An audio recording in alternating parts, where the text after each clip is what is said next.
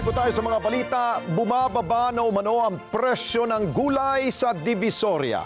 At ayon sa mga nagtitinda nito, abay nagmahal lamang ng gusto ang gulay noong Disyembre dahil sa kasagsagan ng holiday season. Madeline Villar Moratillo sa balita.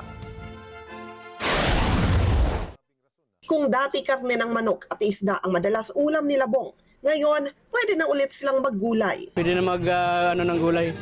Dati hindi. Minsan karamihan, kadalasan na lang manok isda.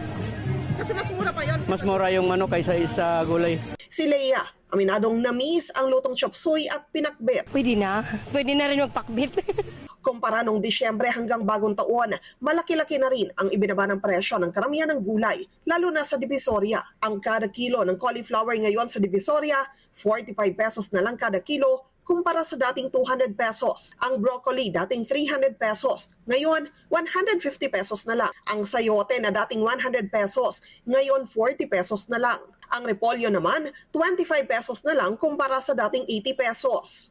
Sabi ng mga nagtitinda ng gulay, bukod sa mas marami ng supply, malaki na rin kasi ang ibinaba ng presyo ng kanilang supplier. Ang kamatis na dating 280 pesos ang presyo kada kilo, ngayon 90 pesos na lang. Ngayon bumaba na po konti kasi marami na pong tanim na. Marami ng pitas. Di po katulad nung December na walang ganong kamatis kasi nga nasira ng mga bagyo. Kasi wala nang okasyon. Pag may okasyon, mahal talaga ang gulay. Pero ang sibuyas, bahagyang tumaas ang presyo na nasa 130 pesos kumpara sa dating 100 hanggang 110 pesos kada kilo. Tumaas po kasi nga patapos na po yan. Ano na lang po, sariwa na po darating yan. Yung bagong pitas po. Kaya tumaas ng ganun kasi nga wala nang gaano. Wala nang laman yung bodega. Kaya ang mga namimili kaya na daw makabili ng kilo-kilo kesa dati na per piraso lang. Ang mahal.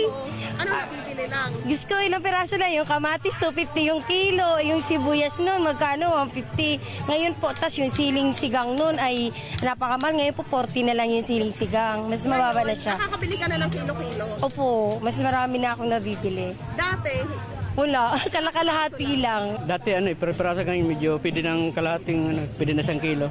Madeline Villar Moratillo para sa Mata ng Agila. Matatag, matapang, matapat. Maraming salamat sa inyo pong pagsubaybay sa Mata ng Agila Primetime.